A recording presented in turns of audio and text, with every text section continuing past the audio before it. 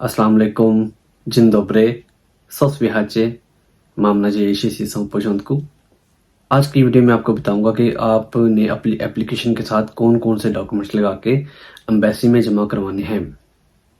इसके साथ साथ मैं आपको बताता चलूं कि अगर आपका वर्क परमिट आ गया है और आपने पोलैंड एम्बेसी में अपॉइंटमेंट लेनी है तो सिर्फ और सिर्फ ई कॉन्सुलेट से मिलेगी। ऑनलाइन जब आप अप्लाई करते हैं यही एक लीगल तरीका है जिससे आपको अपॉइंटमेंट मिलेगी। अगर कोई आपको व्हाट्सएप नंबर दे रहा है या कोई आपको क्लेम कर रहा है कि मैं इतने पैसे लेके आपको अपॉइंटमेंट ले दूंगा, मैंने पिछली वीडियो में आपको बताया था कि ऐसा पॉसिबल नहीं। तो मेरी आपसे यही रिक्वेस्ट है कि अगर आप अपॉइंटमेंट अप्लाई कर रहे हैं तो खुद ऑनलाइन अप्लाई करें। मेरी वीडियो मौजूद है, आप फ्री अप्लाई कर सकते हैं। और दूसरा मैं आपको बताता चलूं कि अगर जब किसी का भी जब वर्क परमिट आता है पोलैंड से, उसे कंफर्म करें उसी वक्त। कंफर्म करने का सबसे बेस्ट तरीका है कि जो वर्क परमिट के ऊपर ओजन वोजकी का नाम लिखा होता है सबसे टॉप पे, वोजकी माजुविस्की या वोजकी श्लॉन्स्की या वोजकी पोमोरोस्की, आप उसको गूगल करके ईमेल निकालें, उनको ईमेल करें अपना पासपोर्ट नंबर लिख के कि मुझे इसकी कॉपी दे दें। या आप उनको कह सकते हैं कि ये कंफर्म करें कि ये डेटा आपके सिस्टम में एग्जिस्ट करता है कि नहीं। तो ये सबसे बेस्ट और क्विक वे है कि आपका जो वर्क परमिट है वो ओरिजिनल है कि नहीं। चलें अब बात करते हैं कि अगर आप की अपॉइंटमेंट पोलैंड एम्बेसी में आ गई है और आपने कौन कौन से डॉक्यूमेंट्स पोलैंड एम्बेसी में सबमिट करने हैं। ये डॉक्यूमेंट्स की लिस्ट अवेलेबल है पोलैंड की जो एम्बेसी है उसकी वेबसाइट के ऊपर, लेकिन फिर भी मैं आपको बताता चलूँ, इस शॉर्ट वीडियो में आपको बता देता हूँ कि कौन कौन से डॉक्यूमेंट्स आपने अपनी एप्लीकेशन फाइल में रेडी करने हैं। तो सबसे पहले आपके एप्लीकेशन फॉर्म होगा। ये एप्लीकेशन फॉर्म वही होगा जब आप अपॉइंटमेंट अप्लाई करते वक्त फिल करेंगे और उसे डाउनलोड करेंगे। ये भी एक प्रूफ है कि आपकी अपॉइंटमेंट अप्लाई हो गई है, आपके पास एप्लीकेशन फॉर्म डाउनलोड हो चुका है। फिर एप्लीकेशन फॉर्म के साथ आपने फोटो लगानी है वाइट बैकग्राउंड में। आपके पासपोर्ट होना चाहिए, पासपोर्ट की जो कम से कम 6 महीने उसकी वैलिडिटी होनी चाहिए। फिर आपको आपका जो नेशनल ID कार्ड है वो चाहिए, उसकी कॉपी चाहिए। इससे पहले, इस एप्लीकेशन को अप्लाई करने से पहले, पोलैंड एम्बेसी में अप्लाई करने से पहले किसी और एम्बेसी में आपका, यूरोपियन एम्बेसी में आपका या किसी भी एम्बेसी में आपका वीज़ा रिफ्यूज़ हुआ है तो वो रिफ्यूज़ल लेटर भी आपने लगाना है। फिर इसके अलावा आपका जो वर्क परमिट है जो ओरिजिनली पोलैंड से आया है वो आपने उसकी ओरिजिनल कॉपी भी साथ लगानी है।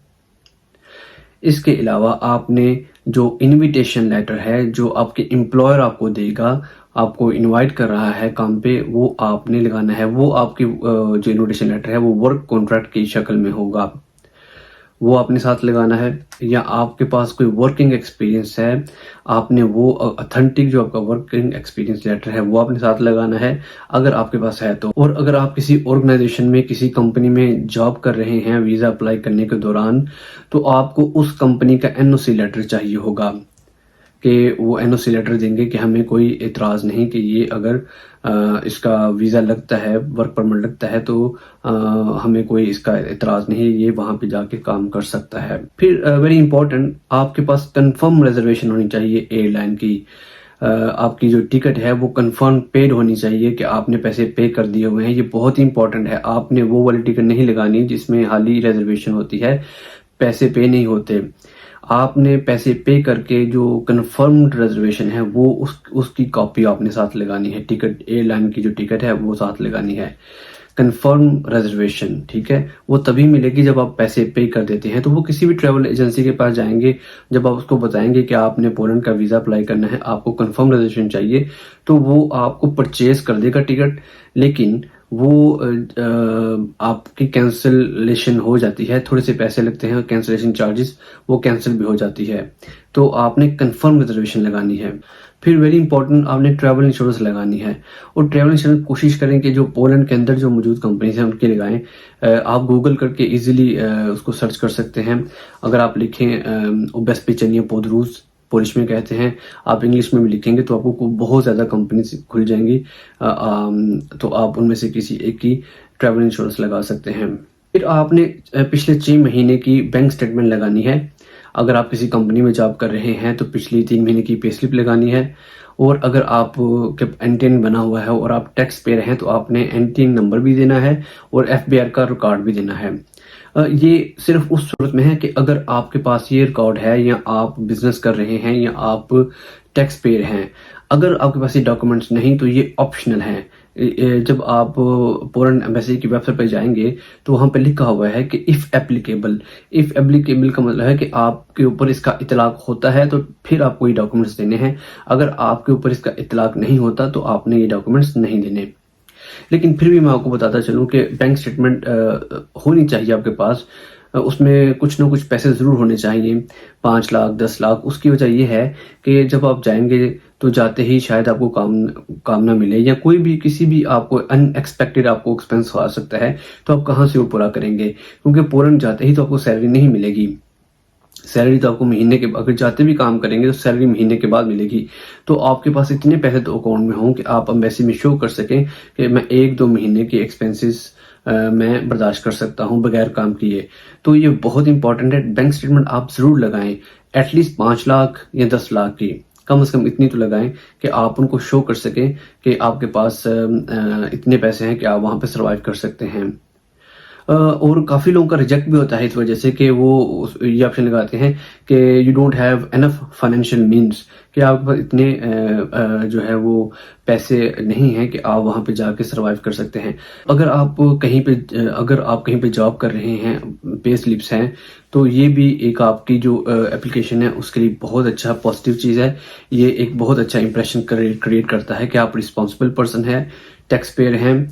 याद रखिएगा, जो बंदा टैक्स पेयर होता है, जॉब कर रहा है या बिजनेस कर रहा है, उसको हमेशा एम्बेसी वाले ज़्यादा रिस्पेक्ट देते हैं और ज़्यादा उसको सीरियसली ट्रीट करते हैं, बजाय कि उस बंदे के जो टैक्स नहीं पे कर रहा उसको इतना वो सीरियसली नहीं लेते। तो अगर आप जॉब कर रहे हैं, टैक्स पेयर हैं, तो ये भी आपका एक अच्छा प्लस पॉइंट हो जाता है। इन्हें साल काम किया, 6 महीने की पे स्लिप लगाई, उस पे स्लिप पे लिखा होता है कि इस बंदे ने इतना टैक्स पे किया है, ये इतने घंटे काम किया है। उस बेस के ऊपर उनको अमेरिका, कनाडा के किसी भी कंट्री के वीज़े आसानी से मिल जाते हैं, क्योंकि वो समझते हैं कि ये बंदा रिस्पॉन्सिबल है, टैक्स पेयर है, प्रॉपरली काम कर रहा है, एक सीरियस पर्सन है।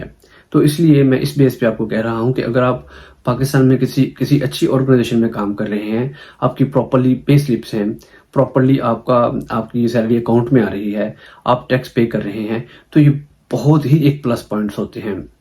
पोलैंड में आपकी अकोमोडेशन का जो कंफर्मेशन लेटर है, प्रॉपरली ऑफिशियली लेटर होना चाहिए कि जहां पे आपने रहना है। सर्टिफिकेट है FRC नादरा की, आपने ये लगानी है। तो ये तमाम डॉक्यूमेंट्स आपने ओरिजिनल फॉर्म में लगाने हैं। आप इसकी एक सेट बना लें ओरिजिनल का, और इनकी एक कॉपी का एक सेट बना लें। तो इसके अलावा आप जब ये सारे डॉक्यूमेंट्स एक फाइल में जमा करेंगे तो आपने, बहुत ही ज़रूरी है, आपने कवर लेटर एक लिखना है, a request to the ambassador, ठीक है।